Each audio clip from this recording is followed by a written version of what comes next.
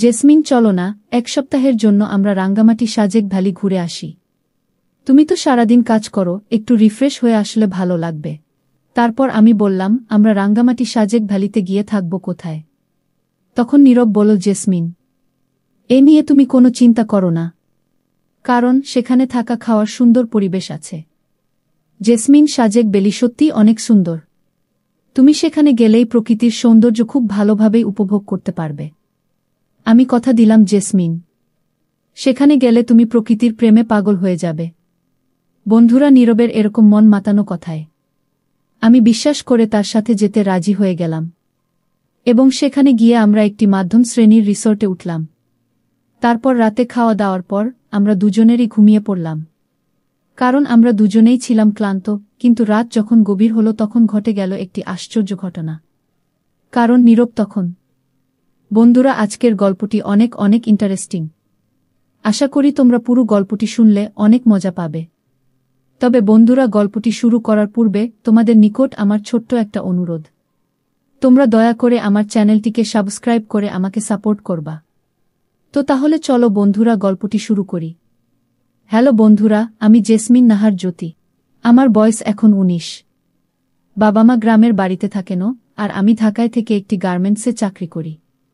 জীবনটা কষ্টের হলেও স্বপ্ন দেখতাম ভালো কারো সঙ্গে জীবন কাটানোর। দিন কাটত কাজ আর ঘরের মাঝে সীমাবদ্ধ হয়ে। একদিন বাসে করে কাজ থেকে ফিরছিলাম, হঠাৎ একজন ছেলের সঙ্গে পরিচয় হয়। সে আমার পাশের সিটে বসল, বিনীতভাবে জানতে চাইল, আপনি কি প্রতিদিন এই বাসেই যান? আমি অবাক হয়ে বললাম, হ্যাঁ। এভাবেই তার সঙ্গে আলাপ শুরু হয়। ছেলেটির নাম নীরব। মুখে ছিল এক ধরনের শান্ত ভাব, আর চোখে ছিল বিশ্বাসের ছাপ। কয়েকদিন একই সময়ে বাসে দেখা হতো। ধীরে ধীরে নীরব আমাকে জানাতে লাগল তার জীবনের কথা। সে ঢাকায় একটি ছোট চাকরি করে, পরিবার চট্টগ্রামে থাকে। তার কথাগুলো সরল ও আন্তরিক মনে হতো। আমি যেন মনের অজান্তেই নীরবের কথাগুলো বিশ্বাস করতে শুরু করি। একদিন নীরব হঠাৎ বলল, জ্যোতি, তুমি খুব ভালো একটা মেয়ে। তোমার মতো কাউকে আমি জীবনে প্রথম পেয়েছি। আমি একটু ইতস্তত বোধ করলেও মনে মনে খুশি হয়ে উঠলাম। আমিও বুঝে ফেলেছিলাম আমার মনের মধ্যে নীরবের জন্য কিছু একটা জন্ম নিচ্ছে, এক ধরনের বিশ্বাস, এক ধরনের ভাবনা। আমাদের দেখা সাক্ষাৎ আর কথাবার্তা বাড়তে লাগল। অফিস শেষে নীরব মাঝে মাঝে আমাকে বাড়ি পৌঁছে দিত। সে আমার প্রিয় খাবার আনত, আমার দুঃখ কষ্টের কথা শুনত, আর আমিও ওর প্রতি নির্ভর করতে শিখে যাই। আমি ভাবতাম, সত্যি বুঝি জীবনে সুখ নামের কিছু একটা আসছে। এভাবেই নীরবের সাথে আমার প্রেমের সম্পর্ক ধীরে ধীরে গভীর হতে লাগল। আর তারই সুবাদে একদিন নীরব আমাকে বলল, জেসমিন, চলো না, এক সপ্তাহের জন্য আমরা রাঙ্গামাটি সাজেক ভ্যালি ঘুরে আসি। তুমি তো সারাদিন কাজ করো, একটু রিফ্রেশ হয়ে আসলে ভালো লাগবে। প্রথমে আমি না করলেও নীরবের আন্তরিক অনুরোধে শেষ পর্যন্ত রাজি হয়ে গেলাম। আমি জানতাম ছেলেটা আমাকে অনেক ভালোবাসে, আমিও তাকে অনেক ভালোবাসতাম। ভ্রমণের দিন আমরা দুজনেই খুব আনন্দে ছিলাম। বাসে করে যাত্রা, পাহাড়ের রাস্তা আর সাজেকের স্নিগ্ধ প্রকৃতি যেন আমাদের সম্পর্ককে আরও গভীর করছিল। আমি তখন বুঝতেই পারিনি এই আনন্দের আড়ালে লুকিয়ে আছে একটা বড় ধোঁকা, একটা ভুল ভালোবাসা। রাঙামাটির পথে যাত্রা শুরু হল। পাহাড়ি রাস্তা, মেঘে ঢাকা আকাশ, আর নীরবের পাশে বসে আমি যেন এক নতুন পৃথিবী দেখছিলাম।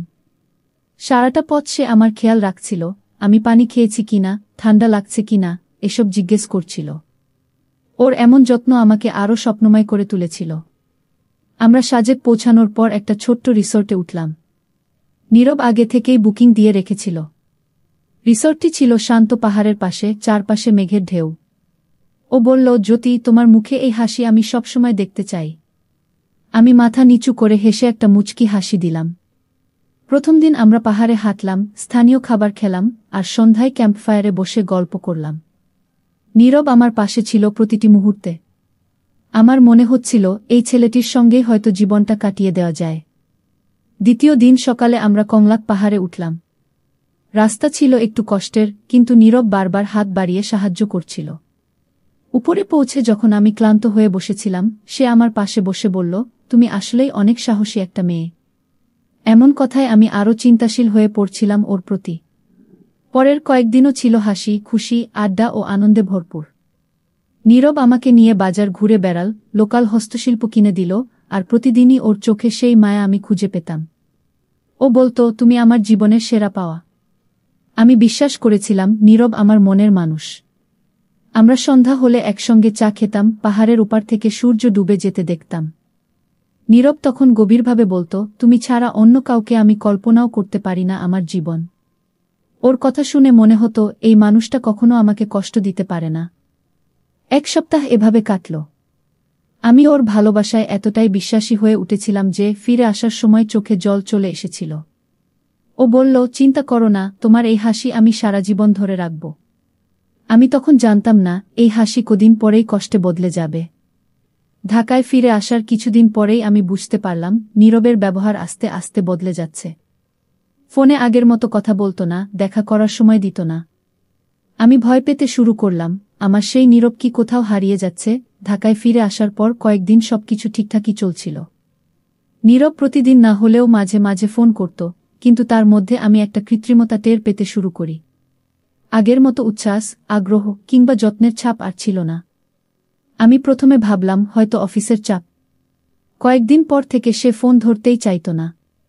একবার কল করলেই ব্যস্ত বলে কেটে দিত কিংবা বলতো পরে কথা বলি। আমি বারবার ভাবছিলাম এমন কি হলো যে নীরব এভাবে বদলে গেল? সে কি আমাকে এড়িয়ে চলছে? মনে ভীষণ ভয় আর সন্দেহ দানা বাঁধছিল। আমি অফিস শেষে ওর অফিসের সামনে গিয়ে অপেক্ষা করলাম একদিন। নীরব আমাকে দেখে খানিকটা অপ্রস্তুত হয়ে গেল। বলল, তুমি এসেছ কেন? হঠাৎ আসবে বললে তো? আমি শান্ত গলায় বললাম, তুমি তো আমার ফোন ধরছ না নীরব। সে বলল, অফিসের অনেক কাজ নিয়ে ব্যস্ত আছি, বুঝতে পারছ না? তার আচরণে স্পষ্ট পরিবর্তন আমি অনুভব করছিলাম। আগে যে নীরব প্রতিটি কথা মন দিয়ে শুনত, এখন সে যেন বিরক্ত হয়ে যাচ্ছে। আমি অনেক কিছু জানতে চাইতাম, কিন্তু সে কেবল এড়িয়ে যেত। একটা সময় সে বলে দিল, তোমার সঙ্গে এত বেশি কথা বলার সময় নেই এখন আমার। তার এমন কথা শুনে আমি ভীষণ ভেঙে পড়লাম। সাজেকের সেই দিনগুলো, ওর বলা কথা, ভালোবাসার প্রতিশ্রুতি, সব যেন মিথ্যা হয়ে গেল মুহূর্তে। আমি কিছু না বলে কেবল চোখের জল ফেললাম। নীরব কিছু বলল না, কেবল চুপচাপ চলে গেল।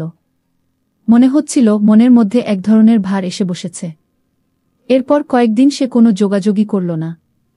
আমি প্রতিদিন ফোন করতাম, মেসেজ পাঠাতাম, কোনো জবাব আসত না। আমি রাত জেগে ভাবতাম, এমনটা কেন হচ্ছে? আমার কি কোনো ভুল হয়েছে? নাকি সে সব সময় এমন ছিল, আমি চিনতেই পারিনি। একদিন হঠাৎ একটি মেয়ের প্রোফাইল থেকে আমার ইনবক্সে মেসেজ আসে। সে জানায় নীরব তার বয়ফ্রেন্ড এবং তারা 3 বছর ধরে সম্পর্কে আছে। আমি প্রথমে বিশ্বাস করতে পারিনি, কিন্তু মেয়েটি প্রমাণসহ কথা বলল। আমি যেন আকাশ থেকে পড়লাম। সেদিন রাতে আমি অনেক কেঁদেছিলাম। মনে হচ্ছিল নিজের উপরই একরকম ভাবনা জন্মেছে। যাকে এত বিশ্বাস করেছিলাম সেই মানুষটা আমার সঙ্গে প্রতারণা করেছে। আমি বুঝলাম আমি ভুল মানুষের প্রেমে পড়েছিলাম। নীরবের প্রতারণার কথা জানার পর আমি এক প্রকার শূন্যতায় ভুগছিলাম। দিনের পর দিন শুধু ভাবতাম, আমি কিভাবে এতটা বোকার মতো বিশ্বাস করলাম একজন মিথ্যেবাদীকে। সাজেকের সব স্মৃতি এখন কেবল কাটার মতো বিঁধছিল হৃদয়ে। প্রতিটি মুহূর্ত মনে হচ্ছিল ওর সবই ছিল সাজানো একটা নাটক। আমি অফিসে মন দিতে পারছিলাম না। সহকর্মীরা জিজ্ঞেস করত, কি হয়েছে জ্যোতি? তোমাকে ভীষণ ক্লান্ত লাগছে। আমি কিছু বলতাম না, শুধু হাসার চেষ্টা করতাম। নিজের মনের ভেতরের কান্না আর কারো সঙ্গে ভাগ করে নিতে পারিনি। নীরবকে একাধিকবার ফোন করেছি, কিন্তু সে আর সাড়া দেয়নি। মাঝে মধ্যে মনে হতো সবকিছু ছেড়ে দিয়ে কোথাও চলে যাই। কিন্তু তখন মনে পড়ত আমি নিজের জন্য হলেও লড়তে পারি। আমি একজন গার্মেন্টস কর্মী, আমি নিজের পায়ে দাঁড়ানো একজন মেয়ে। কেউ আমার বিশ্বাস ভেঙে দিলে সেটা আমার পরিচয় বদলাতে পারে না। একদিন নীরব হঠাৎ আমার অফিসের বাইরে এসেছিল। বলল, তুমি এভাবে বারবার ফোন করে আমাকে বিরক্ত করছো কেন? আমি অবাক হয়ে তাকালাম, বিরক্ত মানে? আমি তো শুধু সত্য জানতে চেয়েছি। সে কঠিন গলায় বলল, তোমার সঙ্গে সম্পর্কটা সিরিয়াস ছিল না, ভালো লাগলো তাই তোমার সাথে কয়েকদিন কথা বললাম, আড্ডা দিলাম। তাই, আর কিছু না। এখন তুমি আমাকে ভুলে যাও। তার কথায় আমি অবাক হয়ে মুখ ফিরিয়ে নিলাম। এতদিন যে মানুষটিকে বিশ্বাস করতাম সে আজ আমাকে অপরাধীর মতো দাঁড় করাচ্ছে। আমি আর কথা না বাড়িয়ে চলে এলাম। মনে মনে স্থির করলাম, এই লোকটার কথা ভেবে একটাও ফোঁটা চোখের জলও নয়, একটাও মুহূর্ত আর ভাবনা নয়। যে আমাকে আমার সামনে এভাবে বলে ফেলতে পারে? তার মধ্যে মনুষ্যত্ব বোধ বলে মনে হয় না কিছু আছে। তারপর বন্ধুরা, ঘরে ফিরে নিজের ছবি আর নীরবের সঙ্গে তোলা ছবিগুলো মুছে দিলাম ফোন থেকে। প্রতিটি ছবি যেন ঠকানোর এক একটা প্রমাণ। আমি ঠিক করলাম নিজেকে আবার গড়ে তুলব। ভালোবাসার নামে যে কষ্ট পেয়েছি তা শক্তিতে পরিণত করব। পরদিন থেকে নিজেকে ব্যস্ত রাখার চেষ্টা শুরু করলাম। অফিস, কাজ, সহকর্মী সবকিছুতে নিজেকে জড়িয়ে ফেললাম। আমি বুঝতে পারলাম ভালোবাসায় যদি সম্মান না পাওয়া যায় তাহলে সেটা কেবলই একতরফা ভরসা হয়। আর সেই ভরসা যত দ্রুত ফেলে দেওয়া যায় ততই মঙ্গল। তবুও মাঝে মাঝে সাজেকের সেই মুহূর্তগুলো মনে পড়ে যায়। তখন মনের ভেতর হালকা একটা কষ্ট অনুভব করি। কিন্তু নিজেকে বলি, ভুল মানুষদের জন্য জীবন থেমে থাকে না। আমি জানি আমি আরও শক্ত হব, আরও ভালো কিছু আমার জন্য অপেক্ষা করছে। নীরবের সঙ্গে শেষ দেখা হওয়ার পর আমি বুঝে গিয়েছিলাম এই সম্পর্কের আর কিছুই বাকি নেই। কিন্তু ভাঙা সম্পর্কের চেয়ে কঠিন বিষয় হল নিজেকে ফিরে পাওয়া। প্রতিটি দিন ছিল এক একটা চ্যালেঞ্জ। চোখের সামনে সাজানো স্বপ্ন ভেঙে যাওয়ার পরও আমি চেষ্টা করছিলাম নতুন করে বাঁচার। আমি নিজের সময়টুকু নিজের জন্য কাজে লাগাতে শুরু করলাম। অফিস শেষে ঘরে ফিরে বই পড়তাম, ইউটিউবে মোটিভেশনাল ভিডিও দেখতাম, এমনকি মেয়েদের সেলফ ডিফেন্স প্রশিক্ষণ কোর্সেও ভর্তি হয়ে গেলাম। আমার মনে হচ্ছিল নিজের উপর নিয়ন্ত্রণ ফিরে পাওয়ার এটাই সঠিক সময়। আমার এক সহকর্মী ছিল, মরিয়ম আপু। উনি আমার মন খারাপ দেখে একদিন আমাকে সান্ত্বনা দিয়ে বললেন, জ্যোতি, জীবনে মানুষ ভুল করে, কিন্তু ভুল থেকে উঠে দাঁড়াতে শেখাটাই সবচেয়ে বড় সাহস। তার কথায় মনে জোর পেলাম। মনে হলো কেউ একজন অন্তত বুঝতে পারছে আমার মনের ভেতরের যন্ত্রণা। একদিন হঠাৎ নীরব আবার ফোন করল। বলল, তুমি কেমন আছো? আমি একটু থেমে বললাম, ভালো আছি, নিজেকে নতুনভাবে গড়ার চেষ্টা করছি। সে বলল, আমার সঙ্গে আর কথা বলবে না? আমি শান্তভাবে বললাম, তুমি আমার জীবনে একটা শিক্ষা, সম্পর্ক নয়। এই উত্তর দেওয়ার পর মনে হলো আমি সত্যিই বদলে গেছি। আগে যেখানে নীরবের ফোনের অপেক্ষায় থাকতাম, এখন সেই নামটা শুনলেও আর কিছু অনুভব করি না। আমার হৃদয়টা যেন আস্তে আস্তে কঠিন হয়ে উঠছে, যেটা কেবল ভালোবাসার জন্য নয়, নিজের জন্যই দরকার ছিল। এদিকে অফিসে আমার কাজের প্রতি মনোযোগ আরও বেড়ে গেল। বস থেকে শুরু করে সহকর্মীরা সবাই আমার প্রশংসা করত। আমাকে একটা নতুন প্রজেক্টের দায়িত্ব দেওয়া হলো। আমি যেন নিজের জীবনে নতুন করে জন্ম নিলাম। এটা সেই জ্যোতির গল্প যে একসময় কেঁদেছিল কিন্তু এখন হাসে, এবং সব সময় হাসি খুশিতে থাকতে পছন্দ করে। তবে এখনও মাঝে মাঝে রাতে শুয়ে থাকা অবস্থায় চোখে পানি চলে আসে। পুরনো কথাগুলো, নীরবের প্রতিটি মিথ্যা, সব মনে পড়ে। কিন্তু আমি কান্না থামিয়ে নিজেকে বলি, তুমি দুর্বল হতে পারো না, কারণ তুমি এখন নিজের জন্য বাঁচছ, কারো ছায়ায় নয়।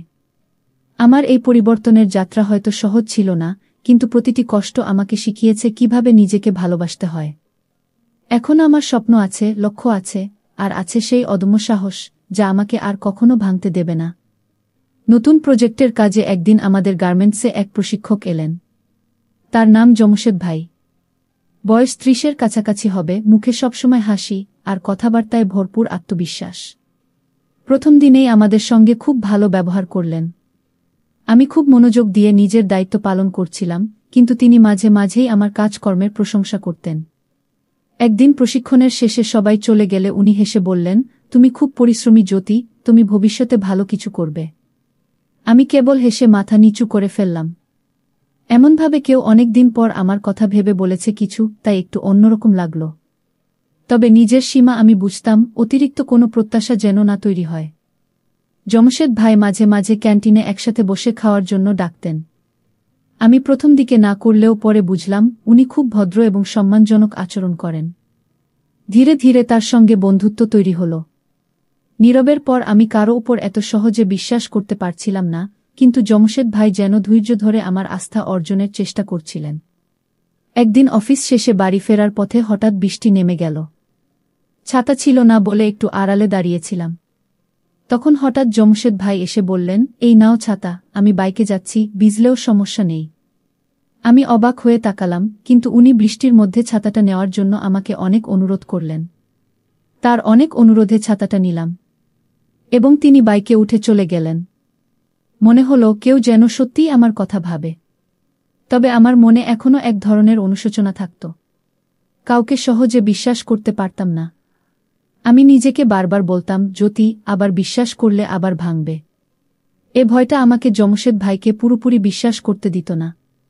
আমার বান্ধবী মরিয়ম আপুকে ব্যাপারটা বললে সে হেসে বলল, ভয় পেলে জীবন থেমে যাবে। বুঝে শুনে এগিয়ে যাও, তবেই তো নতুন পথ খুঁজে পাবে। আমি ধীরে ধীরে বুঝতে লাগলাম, সব মানুষ একরকম হয় না। কেউ কেউ সত্যিই বিশ্বাসী হয়, ভালোবাসতে নয় বরং সম্মান দিতে জানে। সব ছেলেই তো আর নীরবের মতো না। এই উপলব্ধি আমার মনটা হালকা করল। আমি আবার মানুষের সঙ্গে চলাফেরা করতে শুরু করলাম, হাসতে শুরু করলাম, আড্ডা দিতে শুরু করলাম। তবু মাঝরাতে ঘুম ভেঙে গেলে এখনও নীরবের কথা মনে পড়ে। কারণ প্রথম প্রেম তো। নিজের কষ্টগুলোকে কেবল সময়ের স্রোতে ভাসিয়ে দেওয়ার চেষ্টা করি। আমি জানি অতীতকে একেবারে মুছে ফেলা যায় না, তবে নতুন মানুষের ভালোবাসা আর সম্মান হয়তো পুরনো ছায়া থেকে মুক্তি দেবে। জমশেদের সঙ্গে আমার বন্ধুত্ব দিন দিন আরও ভালো হতে লাগল।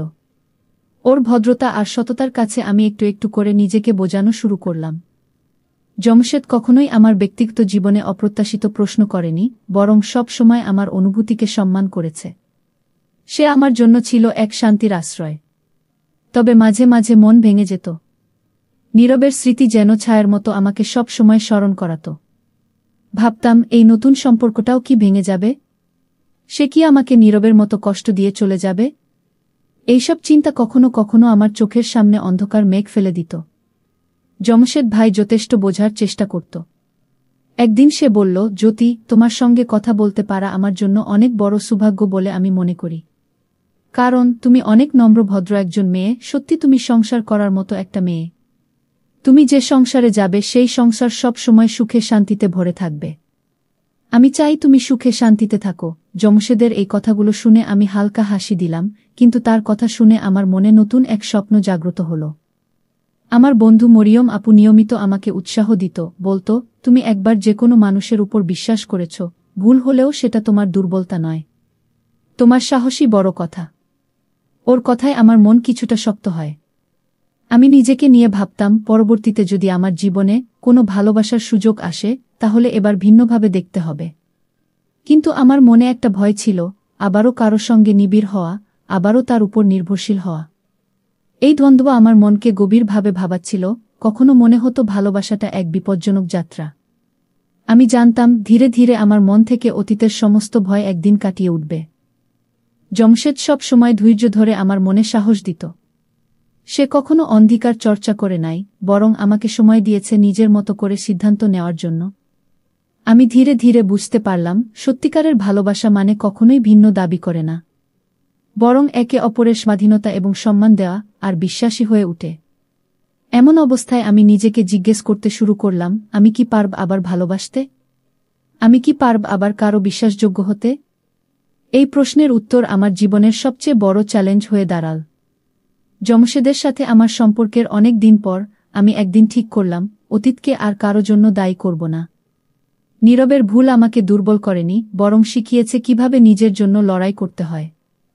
জমশেদের ধৈর্য আর সম্মান আমাকে বুঝিয়ে দিয়েছে, ভালোবাসা শুধু ভালো মুহূর্তের নাম নয়, সেটা বিশ্বাস আর সহনশীলতার নামও বটে। এক সন্ধ্যায় জমশেদ আমাকে বলল, জ্যোতি, তুমি আমার জীবনের সবচেয়ে মূল্যবান মানুষ। তোমার ভালোবাসা পেলে থাকতে পেরে আমি ভাগ্যবান।